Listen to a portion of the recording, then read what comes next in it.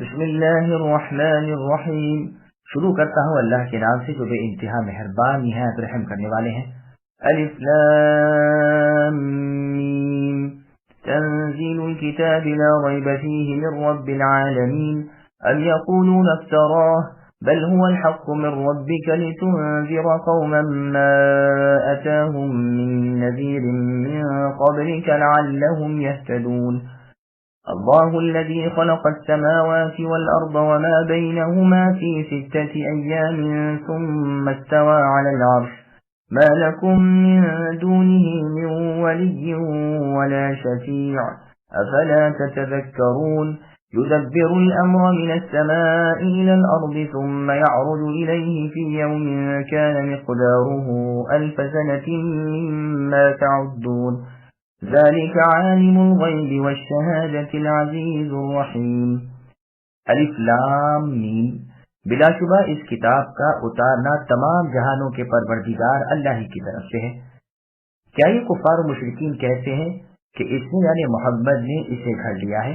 نہیں، بلکہ یہ آپ کے رب تعالیٰ کی طرف سے حق ہے، تاکہ آپ اے نبی انہیں ڈرائیے جن کے پاس آپ سے پہلے کوئی ڈرانے والا نہیں آیا، ہو سکتا ہے کہ وہ راہ راست پر آ جائیں۔ اللہ تعالیٰ وہ ہے جس نے آسمان و زمین کو اور جو کچھ ان کے درمیان ہے سب کو 6 دن میں پیدا کر دیا، پھر عرش پر مستوی ہوئے۔ تمہارے لیے اللہ کے سوا کوئی مددگار اور سفارشی نہیں، کیا پھر بھی تم نصیحت حاصل نہیں کرتے؟ اللہ تعالیٰ تو وہ ہے کہ جو آسمان سے زمین کی طرف کاموں کی تدبیر اتارتے ہیں، پھر ایک ہی دن میں اللہ کی طرف چڑھ جاتے ہیں، جس کا اندازہ تمہاری گنتی کے 1000 سال کے برابر ہے۔ یہی ہے چھپے کھلے کے جاننے والے، زبردست غالب، بہت ہی مہربان۔ سامعین، اس سورت کی فضیلت نیز اس کی تفصیل سماعت کیجیے۔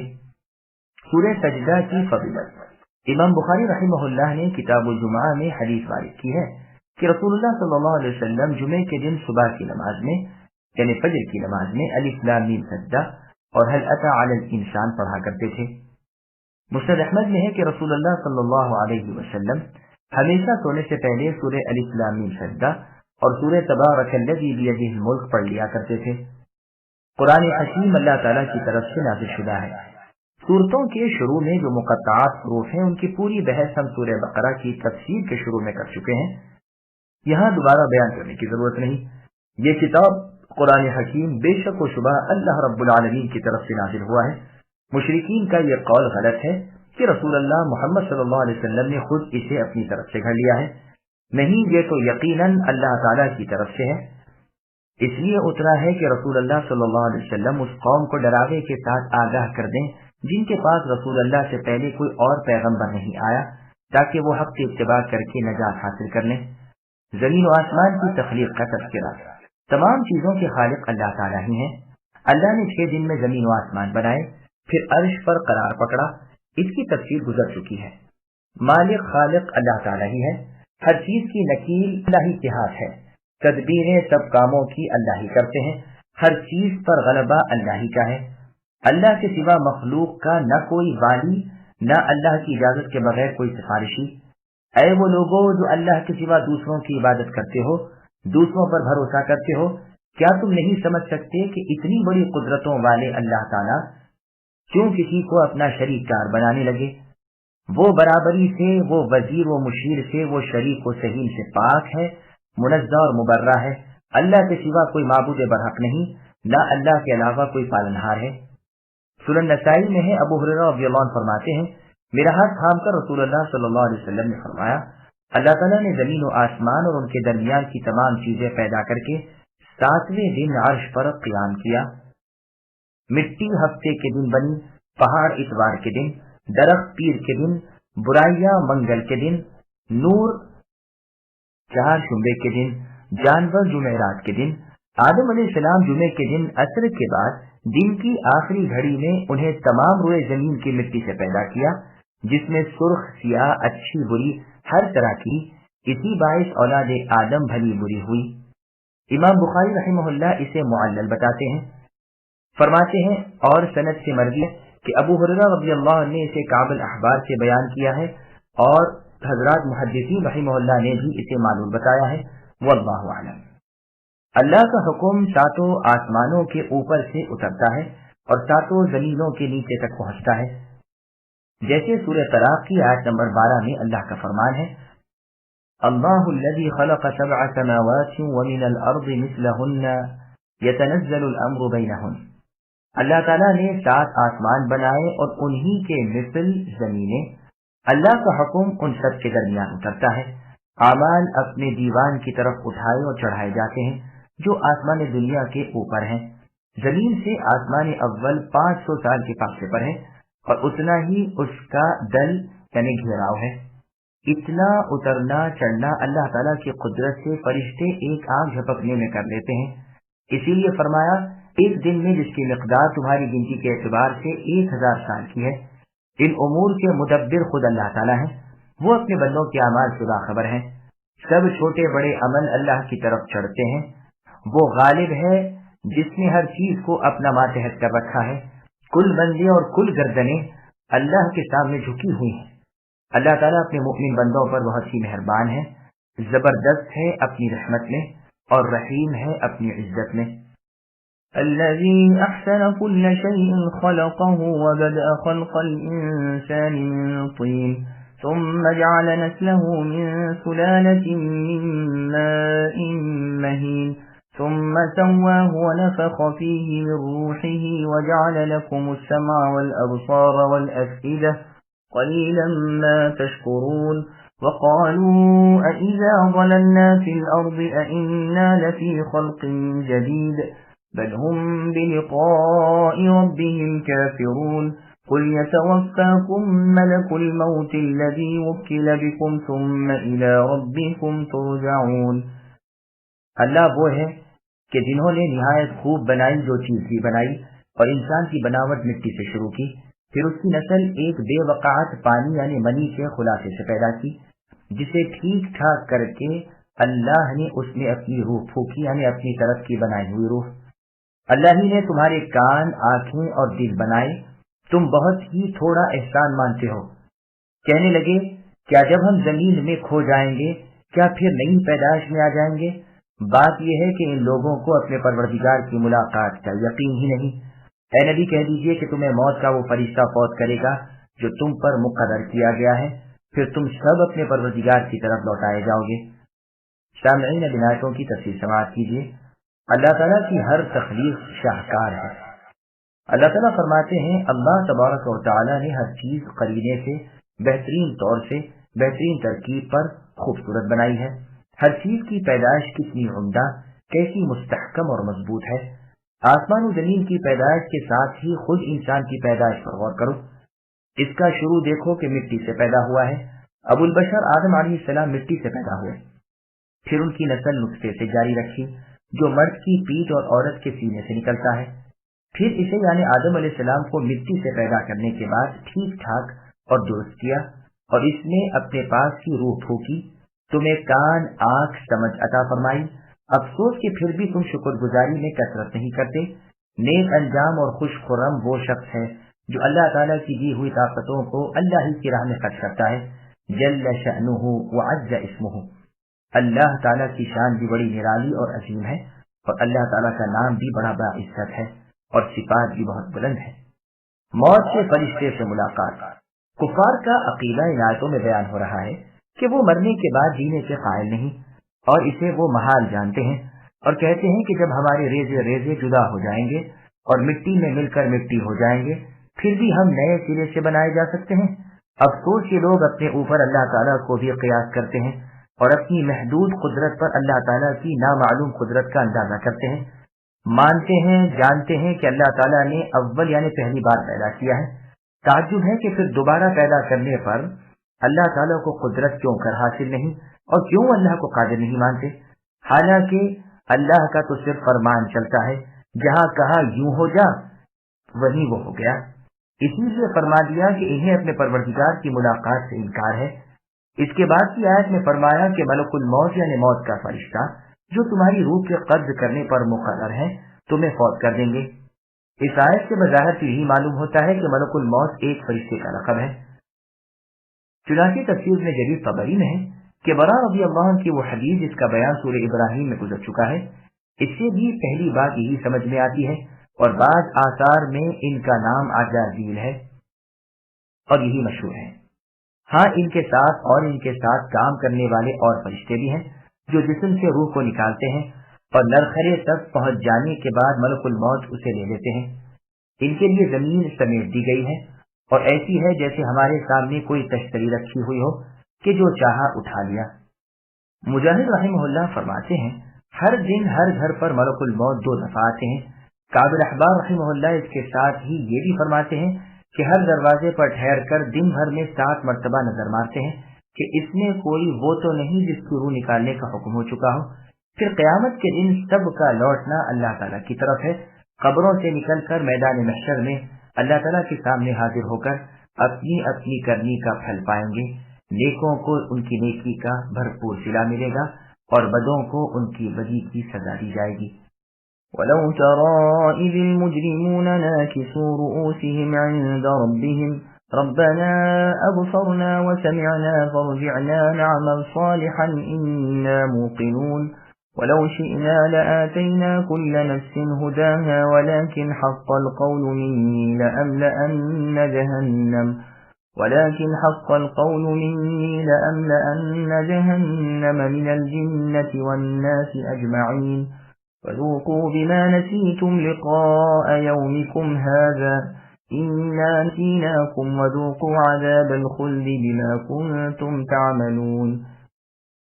और काश के ए नबी आप उस वक्त को देखते जबकि गुनहगार लोग अपने रब के सामने सर झुकाए हुए होंगे, कहेंगे कि ए अल्लाह, हमने देख लिया और सुन लिया, अब आप हमें वापस लौटा दीजिए।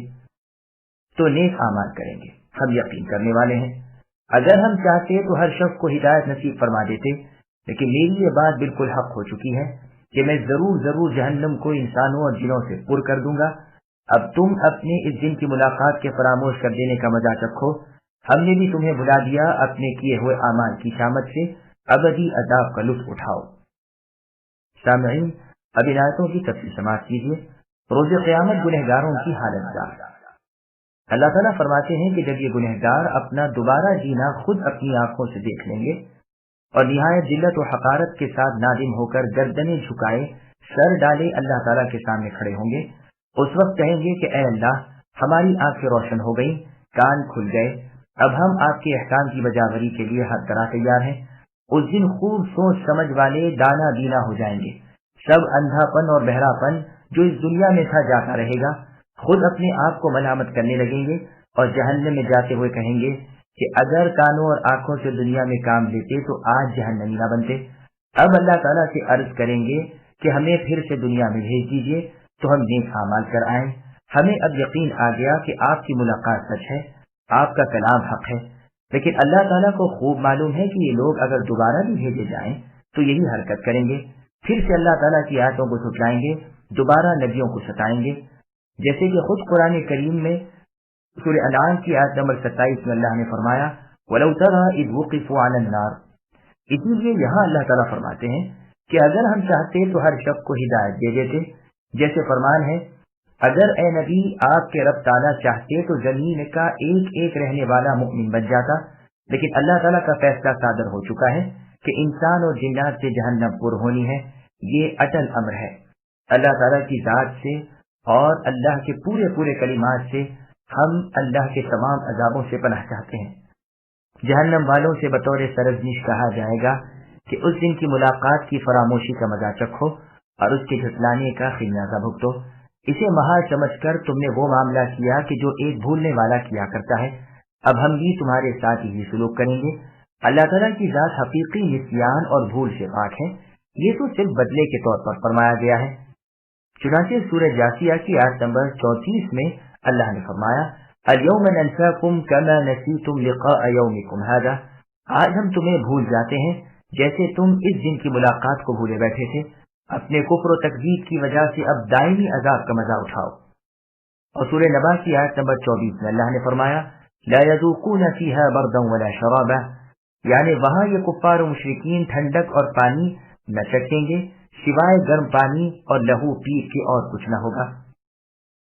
إنما يؤمن بآياتنا الذين إذا ذكروا بها خروا سجدا وسبحوا بحمد ربهم وهم لا يستكبرون تتجافى جنوبهم عن المضاجع يدعون ربهم خوفا وطمعا ومما رزقناهم ينفقون فلا تعلم نفس ما أخفي لهم من قرة أعين جزاء بما كانوا يعملون.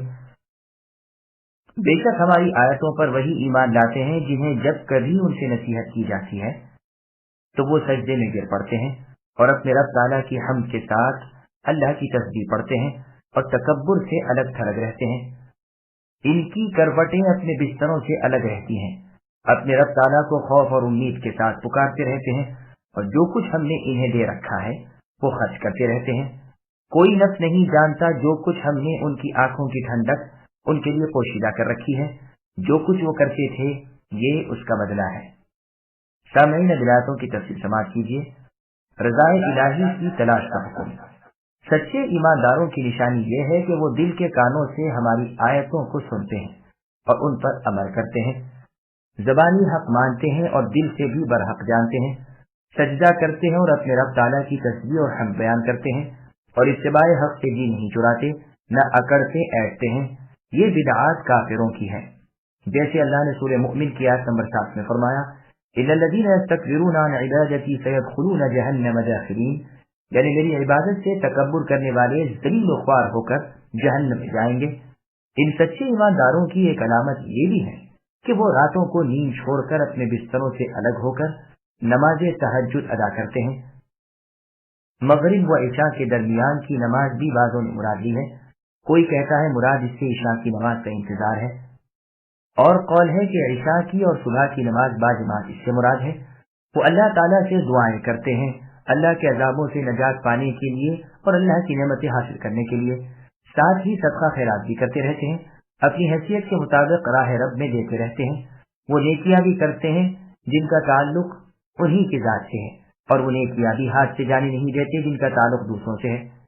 ان بہترین نیکیوں میں سب سے بڑھے ہوئے وہ ہیں جو درجات میں بھی سب سے آگے ہیں، یعنی سید اولاد آدم فخر دو جہاں محمد مصطفیٰ صلی اللہ علیہ وسلم، جیسے کہ عبداللہ بن رواحہ رضی اللہ عنہ کے شعروں میں ہے جسے امام بخاری نے روایت کیا ہے. فرماتے ہیں وَفِينَا رَسُولُ اللَّهِ يَتْلُو كِتَابَهُ إِذَا انشَقَّ مَعْرُوفٌ مِّنَ الصُّبْحِ سَاطِعُ يَبِيتُ يُجَافِي جَنبَهُ عَنْ فِرَاشِهِ اذا استثقلت بالمشرکین المضاجع، یعنی ہم نے اللہ تعالیٰ کے رسول محمد صلی اللہ علیہ وسلم ہیں جو صبح ہوتے ہی اللہ تعالیٰ کی پاک کتاب کی تلاوت کرتے ہیں، راتوں کو جبکہ مشرکین گہری نیند میں سوتے ہیں رسول صلی اللہ علیہ وسلم کی کروٹ آپ کے بستر سے الگ ہوتی ہے. مسند احمد میں ہے کہ رسول اللہ صلی اللہ علیہ وسلم فرماتے ہیں اللہ تعالیٰ دو شخصوں سے بہت ہی خوش ہوتے ہیں، ایک تو وہ جو رات کو میٹھی نیند سویا ہوا ہے لیکن دفعتاً اپنے رب تعالیٰ کی نعمتیں اور اس کی سزائیں یاد کر کے اٹھ بیٹھتا ہے، اپنے نرم و گرم بستر کو چھوڑ کر میرے سامنے کھڑا ہو کر نماز شروع کر دیتا ہے. دوسرا وہ شخص جو ایک غزوے میں ہے، کافروں سے لڑتے لڑتے مسلمانوں کا پاسا کمزور پڑ جاتا ہے، لیکن یہ شخص یہ سمجھ کر بھاگنے میں اللہ تعالیٰ کی ناراضگی ہے اور آگے بڑھنے میں رب تعالیٰ کی رضامندی ہے، میدان کی طرف لوٹتا ہے اور کافروں سے جہاد کرتا ہے، یہاں تک کہ اپنا سر اللہ کے نام پر قربان کر دیتا ہے. اللہ تعالیٰ فخر سے اپنے فرشتوں کو اسے دکھاتے ہیں اور ان کے سامنے اس کے عمل کی تعریف کرتے ہیں. مسند احمد میں ہے معاذ بن جبل رضی اللہ عنہ فرماتے ہیں میں نبی صلی اللہ علیہ وسلم کے ساتھ ایک سفر میں تھا، صبح کے وقت میں آپ کے قریب ہی چل رہا تھا. میں نے پوچھا اللہ کے پیغمبر مجھے کوئی ایسا عمل بتلائیے جو مجھے جنت میں پہنچا دے اور جہنم سے الگ کر دے. رسول اللہ نے فرمایا تم نے سوال تو بڑے کام کا کیا، لیکن اللہ تعالیٰ جس پر آسان کر دے اس پر بہت سہل اور آسان ہے. سنو، تم اللہ تعالیٰ سے عبادت کرتے رہو، اللہ کے ساتھ کسی کو شریک نہ کرو، نمازوں کی پابندی کرو، رمضان کے روزے رکھو، بیت اللہ کا حج کرو، زکوٰۃ ادا کرتے رہو. آؤ اب میں تمہیں بھلائیوں کے دروازے بتلاؤں. روزہ ڈھال ہے، صدقہ گناہوں کو معاف کر دیتا ہے، اور انسان کی آدھی رات کی نماز. پھر رسول اللہ صلی اللہ علیہ وسلم نے آیت تتجافى کی یعملون تک تلاوت فرمائی.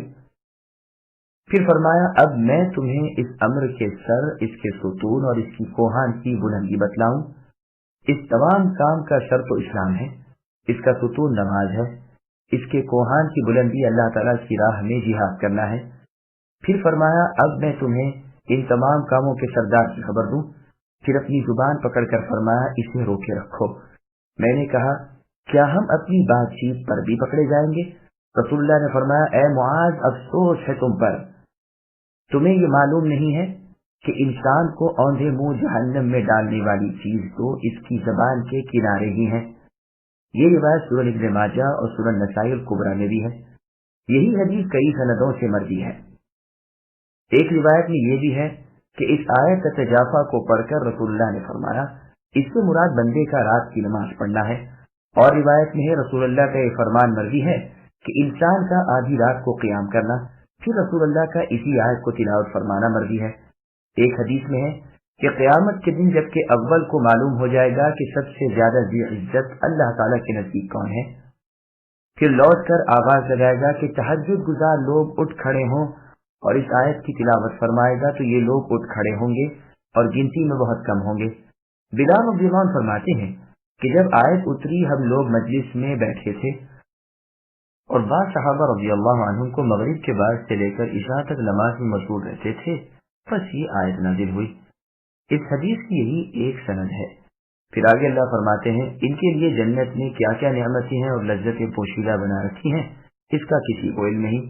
چونکہ یہ لوگ بھی پوشیدہ طور پر عبادت کرتے تھے، اسی طرح ہم نے بھی پوشیدہ طور پر ان کی آنکھوں کی ٹھنڈک اور ان کے دل کا سکھ تیار کر رکھا ہے، جو نہ کسی آنکھ نے دیکھا نہ کسی دل پر خیال گزرا۔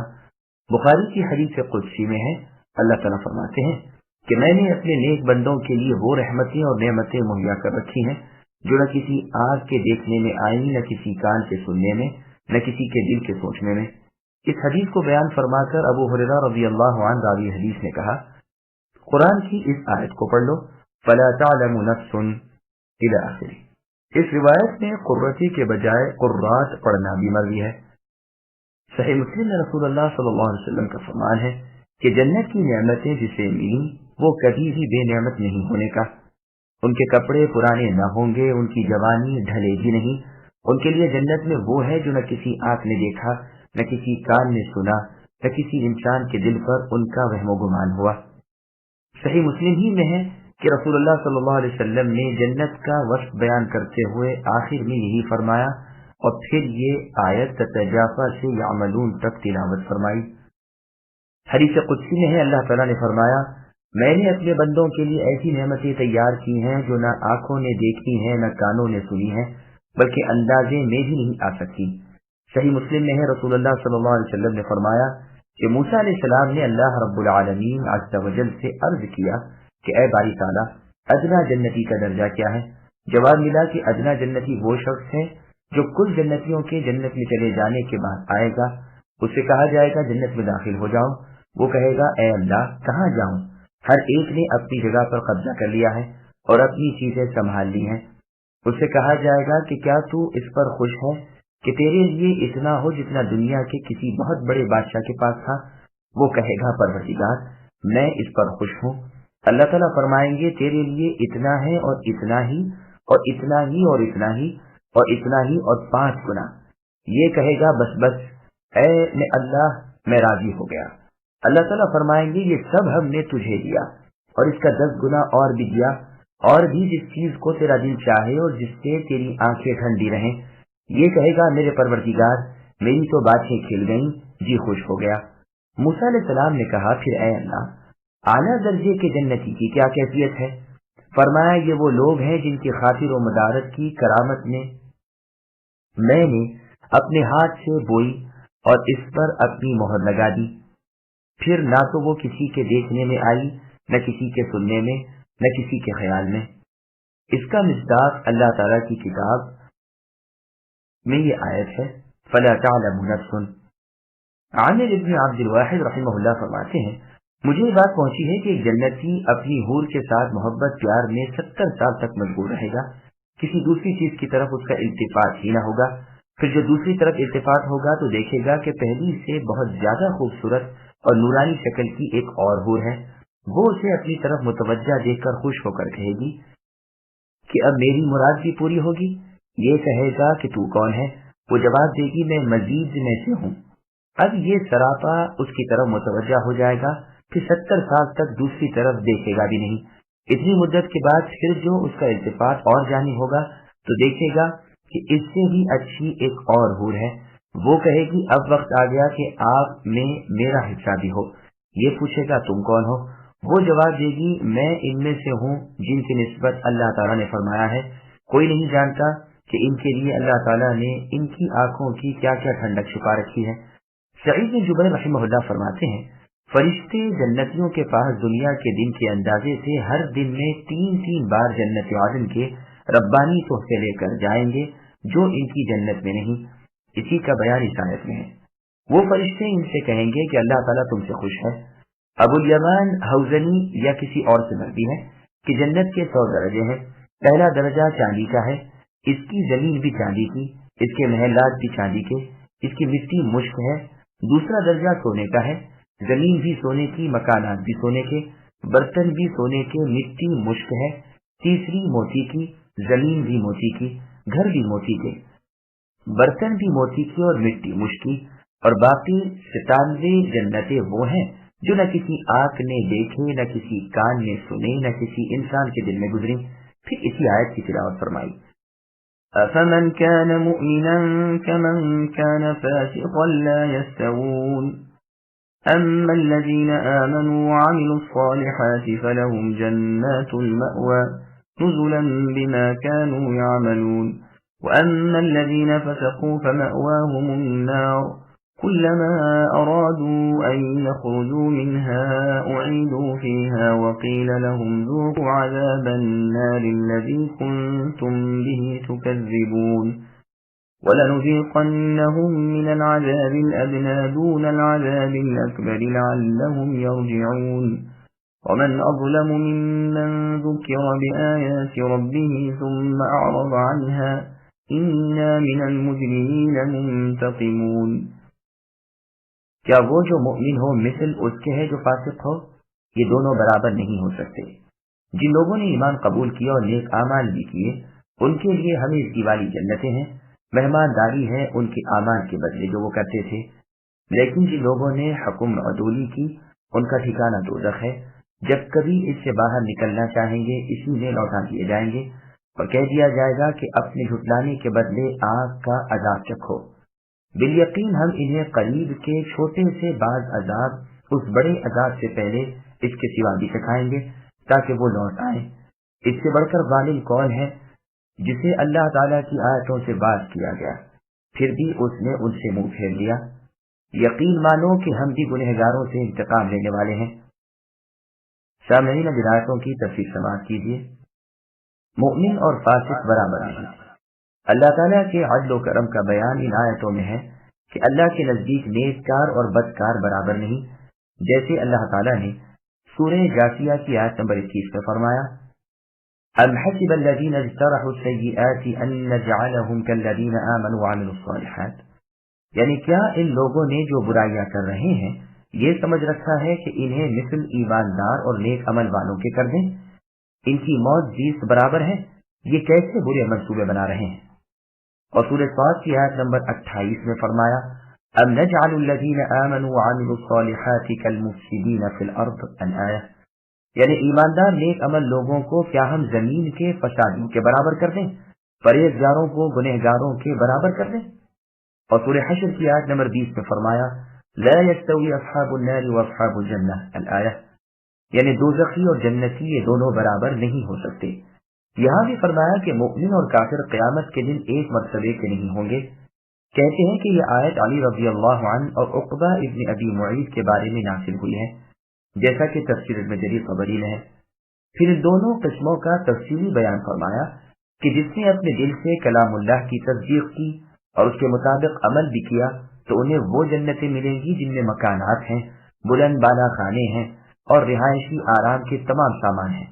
یہ ان کی نیک عملی کے بدلے کی مہمانداری ہوگی، اور جن لوگوں نے اطاعت چھوڑ دی ان کی جگہ جہنم میں ہوگی جس میں سے وہ نہ نکل سکیں گے، جیسے سورہ حج کی آیت نمبر 22 میں اللہ نے فرمایا कुल्लमा अरादू अन यखरुजू मिन्हा मिन गम्मिन उईदू फीहा, यानी जब कभी जहन्नमी वहां के गम से छुटकारा चाहेंगे दोबारा वहीं झोंक दिए जाएंगे। फुदैल इब्न अय्याद रहमहुल्लाह फरमाते हैं, वल्लाह इन जहन्नमियों के हाथ पांव बंधे हुए होंगे, आग के शोले इन्हें ऊपर नीचे ले जा रहे होंगे, फरिश्ते इन्हें सजाएं दे रहे होंगे और झड़क कर फरमाते होंगे कि इस जहन्नम के अजाब का लुत्फ उठाओ जिसे तुम झूठा जानते थे। अजाब अदना से मुराद दुनियावी मुसीबतें, आफतें, दुख दर्द और बीमारियां हैं। ये इसलिए होती हैं कि इंसान होशियार हो जाए और अल्लाह ताला की तरफ झुक जाए और बड़े अजाबों से नजात हासिल कर ले। एक कौल ये भी है कि इससे मुराद गुनाहों की वो मुकर्रर करदा सजाएं हैं जो दुनिया में दी जाती हैं, जिन्हें शरीर इस्तिलाह में हुदूद कहते हैं, और ये भी मर्जी है कि इससे मुराद अजाब क़ब्र है। चुनांचे सनद नसाई में है कि इससे मुराद कहत सालियां हैं। उबई रज़ियल्लाहु अन्हु फरमाते हैं, चांद का शक हो जाना, धुएं का आना और पकड़ और बर्बाद कुन अजाब, और बदर के दिन उन कुफ्फार का कैद होना और कत्ल किया जाना, क्योंकि बदर की उस शिकस्त ने मक्का मुअज़्ज़मा के घर घर को मातम कदा बना दिया था। इन अजाबों की तरफ इस आयत में इशारा है।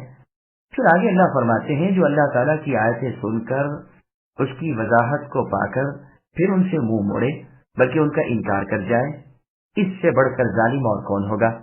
कतादा रहमहुल्लाह फरमाते हैं, अल्लाह ताला के जिक्र से एराज न करो, ऐसा करने वाले बेइज्जत, बेवकात और बड़े गुनहगार हैं।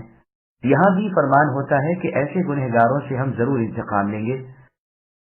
وَلَقَدْ آتَيْنَا مُوسَى الْكِتَابَ فَلَا تَكُنْ فِي مِرْيَةٍ مِّن لِّقَائِهِ وَجَعَلْنَاهُ هُدًى لِّبَنِي إِسْرَائِيلَ وَجَعَلْنَا مِنْهُمْ أَئِمَّةً يَهْدُونَ بِأَمْرِنَا لَمَّا صَبَرُوا وَكَانُوا بِآيَاتِنَا يُوقِنُونَ إِنَّ رَبَّكَ هُوَ يَفْصِلُ بَيْنَهُمْ يَوْمَ الْقِيَامَةِ فِيمَا كَانُوا فِيهِ يَخْتَلِفُونَ۔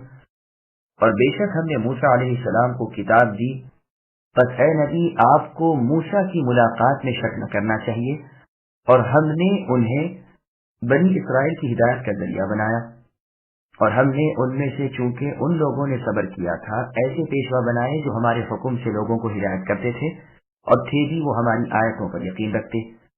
आपके रब ताला ए नबी उन सब के दरमियान इन तमाम बातों का फैसला क़यामत के दिन करेंगे जिनमें ये इख्तिलाफ कर रहे हैं। सामईन विलायतों की तफसील समाअत कीजिए। मेराज की रात नबी सल्लल्लाहु अलैहि वसल्लम की मूसा अलैहिस्सलाम से मुलाकात। अल्लाह ताला फरमाते हैं कि हमने मूसा अलैहिस्सलाम को किताब यानी तौरात दी, तो ए नबी आप उनकी मुलाकात के बारे में शक व शुबह में न रहें। कतादा रहमहुल्लाह फरमाते हैं, यानी मेराज वाली रात में। हदीस में है, रसूलुल्लाह ने फरमाया, मैंने मेराज वाली रात मूसा इब्न इमरान अलैहिस्सलाम को देखा कि वो गंदम गूं रंग के, लंबे कद के, घुंघरियाले बालों वाले थे, ऐसे जैसे कबीले शनुआ के आदमी होते हैं। इसी रात में ईसा अलैहिस्सलाम को भी देखा। वो दरमियाना कद के, सुर्ख व सफेद थे, सीधे बाल थे।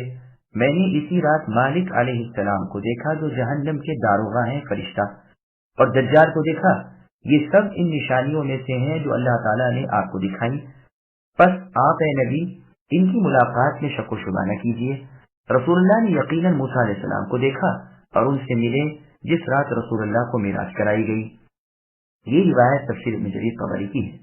मूसा अलैहिस्सलाम को हमने बनी इसराइल का हादी बनाया, और ये भी हो सकता है कि उस किताब को हमने इसराइलियों की हिदायत बनाई, जैसे सूरह बनी इसराइल की आयत नंबर 2 में अल्लाह ने फरमाया, वआतैना मूसा अलकिताब वजअलनाहु हुदन लिबनी इसराइल, यानी हमने मूसा अलैहिस्सलाम को किताब दी और उसे बनी इसराइल के लिए हादी बनाया कि तुम मेरे सिवा किसी को कारसाज न समझो।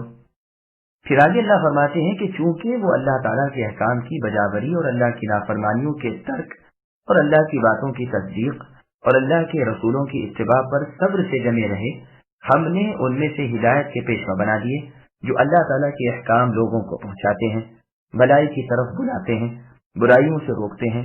लेकिन जब इनकी हालत बदल गई, इन्होंने कलामुल्लाह में तब्दील, तहरीफ, तावील शुरू कर दी, तो अल्लाह ताला ने भी इनसे मदद छीन लिया, इनके दिल सख्त कर दिए, अमल सालेह और एतकाद सही इनसे दूर हो गया। पहले तो ये दुनिया से बचे हुए थे। सुफियान रहमहुल्लाह फरमाते हैं, ये लोग ऐसे ही थे, इंसान को लायक है कि उसका पेशवा हो जिसकी ये इक्तिदा करके दुनिया से बचा हुआ रहे। آپ فرماتے ہیں کہ دین کے لیے علم ضروری ہے جیسے جسم کے لیے غذا ضروری ہے۔ سفیان رحمہ اللہ سے علی رضی اللہ عنہ کے اس قول کے بارے میں سوال ہوا کہ صبر کا درجہ ایمان میں کیسا ہے؟ فرمایا ایسے ہے جیسا سر کا جسم میں۔ کیا تو نے اللہ تعالیٰ کے اس فرمان کو نہیں سنا؟ ہم نے ان کے صبر کی وجہ سے ایسا پیشوا بنا دیا کہ وہ ہمارے حکم کی ہدایت کرتے تھے۔ آپ نے فرمایا مطلب یہ ہے کہ چونکہ انہوں نے تمام کاموں کے سر کو لے لیا، اللہ تعالیٰ نے بھی انہیں پیشوا بنا دیا۔ چنانچہ فرمان ہے ہم نے بنی اسرائیل کو کتاب، حکمت اور نبوت دی اور پاکیزہ روزیاں عنایت فرمائی اور جہان والوں پر فضیلت دی۔ یہاں بھی آیت کے آخر میں فرمایا کہ جن عقائد و اعمال میں ان کا اختلاف ہے ان کا فیصلہ قیامت کے دن خود اللہ تعالیٰ کر دیں گے۔ أولم يهد لهم كم أهلكنا من قبلهم من القرون يمشون في مساكنهم إن في ذلك لآيات أفلا يسمعون أولم يروا أنا نسوق الماء إلى الأرض الجرز فنخرج به زرعا تأكل منه أنعامهم وأنفسهم أفلا يبصرون۔ کیا اس بات نے بھی انہیں ہدایت نہیں دی کہ ہم نے ان سے پہلے بہت سی امتوں کو ہلاک کر دیا جن کے مکانوں میں یہ چل پھر رہے ہیں؟ اس میں تو بڑی بڑی عبرتیں ہیں، کیا پھر بھی یہ نہیں سنتے؟ کیا یہ نہیں دیکھتے کہ ہم پانی کو بنجر غیر آباد زمین کی طرف بہا کر لے جاتے ہیں، پھر اس کی وجہ سے ہم کھیتیاں نکالتے ہیں جسے ان کے چوپائے اور یہ خود کھاتے ہیں، کیا پھر بھی یہ نہیں دیکھتے؟ سامعین ولایتوں کی تفصیل سماعت کیجیے۔ رسولوں کی مخالفت کا انجام۔ کیا یہ کفار و مشرکین اس بات کے ملاحظے کے بعد بھی راہ راست پر نہیں چلتے کہ ان سے پہلے کے گمراہوں کو ہم نے تہو بالا کر دیا ہے، آج ان کے کھوج مٹ گئے، انہوں نے بھی رسولوں کو جھٹلایا، اللہ تعالیٰ کی باتوں سے بے پرواہی کی، اب یہ جھٹلانے والے بھی انہی کے مکانوں میں رہتے سہتے ہیں، ان کی ویرانی، ان کے اگلے مالکوں کی ہلاکت ان کے سامنے ہے، لیکن تاہم یہ عبرت حاصل نہیں کرتے۔ اسی بات کو قرآن حکیم نے کئی جگہ بیان فرمایا ہے کہ یہ غیر آباد کھنڈر، یہ اجڑے ہوئے محلات تو تمہاری آنکھوں کو اور تمہارے کانوں کو کھولنے کے لیے اپنے اندر بہت سی نشانیاں رکھتے ہیں۔ دیکھ لو اللہ تعالیٰ کی باتیں نہ ماننے کا، رسولوں کی حقارت کرنے کا کتنا بد انجام ہوا۔ کیا تمہارے کان ان کی خبروں سے نہ آشنا ہے؟ یہ ندی، نالے، آبشار اور سمندر اللہ تعالیٰ کی عظیم قدرت کی نشانیاں ہیں۔ پھر اللہ تعالیٰ اپنے لطف و کرم کو، احسان و انعام کو بیان فرما رہے ہیں کہ آسمان سے پانی اتارتے ہیں، پہاڑوں سے، اونچی جگہوں سے سمٹ کر نالوں کے، ندیوں کے، دریاؤں کے ذریعے وہ ادھر ادھر پھیل جاتا ہے۔ بنجر غیر آباد زمین اس سے ہریاوال والی ہو جاتی ہے، خشکی تری سے موت زیست سے بدل جاتی ہے۔ گو مفسرین کا قول یہ بھی ہے کہ جرز مصر کی زمین ہے، لیکن یہ ٹھیک نہیں ہے۔ ہاں مصر میں بھی ایسی زمین ہو تو ہو۔ آیت میں مراد تمام وہ حصے ہیں جو سوکھ گئے ہوں، جو پانی کے محتاج ہوں، سخت ہو گئے ہوں، زمین پیوس کے مارے پھنسنے لگی ہو۔ بے شک مصر کی زمین بھی ایسی ہے، دریائے نیل سے وہ سیراب کی جاتی ہے، حبش کے بارشوں کا پانی اپنے ساتھ سرخ رنگ کی مٹی کو بھی گھسیٹتا جاتا ہے، اور مصر کی زمین جو شور آور ریتیلی ہے وہ اس پانی اور اس مٹی سے کھیتی کے قابل بن جاتی ہے، اور ہر سال ہر فصل کا غلہ تازہ پانی سے انہیں میسر آتا ہے جو ادھر ادھر کا ہوتا ہے۔ اس حکیم و کریم، منان و رحیم اللہ تعالیٰ کی یہ سب مہربانیاں ہیں، اللہ ہی کی ذات قابل تعریف ہے۔ اسی آیت کے مضمون کی آیت سورہ عبس کی آیت نمبر 24 بھی ہے، فَلْيَنْظُرِ الْإِنسَانُ إِلَىٰ طَعَامِهِ الآیت، یعنی انسان اپنی غذا کو دیکھے تو صحیح کہ ہم نے بارش اتاری اور زمین پھاڑ کر اناج اور پھل پیدا کیے۔ اسی طرح یہاں بھی فرمایا، کیا یہ لوگ اسے نہیں دیکھتے؟ ابن عباس رضی اللہ عنہما فرماتے ہیں جرز وہ زمین ہے جس پر بارش کا کافی پانی برستا ہے، پھر نالوں اور نہروں کے پانی سے وہ سیراب ہوتی ہے۔ مجاہد رحمہ اللہ فرماتے ہیں یہ زمین یمن میں ہے۔ حسن رحمہ اللہ فرماتے ہیں ایسی بستیاں یمن اور شام میں ہیں۔ ابن زید رحمہ اللہ وغیرہ کا قول ہے یہ وہ زمین ہے جس میں پیداوار نہ ہو اور غبار آلودہ ہو۔ اسی بات کو اللہ نے سورہ یاسین کی آیت نمبر 33 میں بیان فرمایا، وَآیَةٌ لَهُمُ الْأَرْضُ الْمَيْتَةُ الآیت، ان کے لیے مردہ زمین بھی ایک نشانی ہے جسے ہم زندہ کر دیتے ہیں۔ وَيَقُولُونَ مَتَى هَذَا الْفَتْحُ إِن كُنتُمْ صَادِقِينَ قل يوم الفتح لا ينفع الذين كفروا إيمانهم ولا هم ينظرون فأعرض عنهم وانتظر إنهم منتظرون. اور کہتے ہیں کہ یہ فیصلہ کب ہوگا؟ اگر تم سچے ہو تو بتلاؤ. اے نبی نے جواب دیجیے کہ فیصلے والے دن ایمان لانا بے ایمانوں کو کچھ کام نہ آئے گا اور نہ انہیں ڈھیل دی جائے گی. اب تو ان کا خیال بھی اے نبی چھوڑ دیجیے اور منتظر رہیے، یہ بھی منتظر ہیں. سامعین و ولایتوں کی تفصیل سماعت کیجیے. کافروں کو حکم کے قیامت کا انتظار کرتا. کافر اعتراضاً کہا کرتے تھے کہ اے نبی، تم جو ہمیں کہا کرتے ہو اور اپنے ساتھیوں کو بھی مطمئن کر دیا ہے کہ تم ہم پر فتح پاؤ گے اور ہم سے بدلے لو گے، وہ وقت کب آئے گا؟ ہم تو مدتوں سے تمہیں مغلوب، زیر اور بے وقار دیکھ رہے ہیں. چھپ رہے ہو، ڈر رہے ہو. اگر سچے ہو تو اپنے غلبے کا اور اپنی فتح کا وقت تو بتلاؤ. اللہ تعالیٰ فرماتے ہیں کہ جب عذاب الہی آ جائے گا اور جب اللہ کا غصہ اور غضب اتر پڑتا ہے، خواہ دنیا میں ہو خواہ آخرت میں، اس وقت کا نہ ایمان نفع دیتا ہے نہ مہلت ملتی ہے. جیسے اللہ تعالیٰ نے سورہ مؤمن کی آیت نمبر 83 میں فرمایا فَلَمَّا جَاءَتْهُمْ رُسُلُهُمْ بِالْبَيِّنَاتِ الآیہ، یعنی جب ان کے پاس اللہ تعالیٰ کے پیغمبر دلیلیں لے کر آئے تو یہ اپنے پاس کے علم پر نازع ہونے لگے. پوری 2 آیتوں تک اس سے فتح مکہ مراد نہیں. فتح مکہ کے دن تو رسول اللہ نے کافروں کا اسلام لانا قبول فرمایا تھا اور تقریباً 2000 آدمی اس دن مسلمان ہوئے تھے. اگر اس آیت میں فتح مکہ مراد ہوتی تو چاہیے تھا کہ اللہ تعالیٰ کے پیغمبر محمد صلی اللہ علیہ وسلم ان کا اسلام قبول نہ فرماتے. جیسے اس آیت میں ہے کہ اس دن کافروں کا اسلام لانا نامقبول ہوگا، بلکہ یہاں مراد فتح سے فیصلہ ہے. جیسے اللہ تعالیٰ نے سورہ شعراء کی آیت نمبر 118 میں فرمایا فَافْتَحْ بَيْنِي وَبَيْنَهُمْ فَتْحًا، یعنی ہمارے درمیان اے اللہ آپ فتح کریں، یعنی فیصلہ کریں.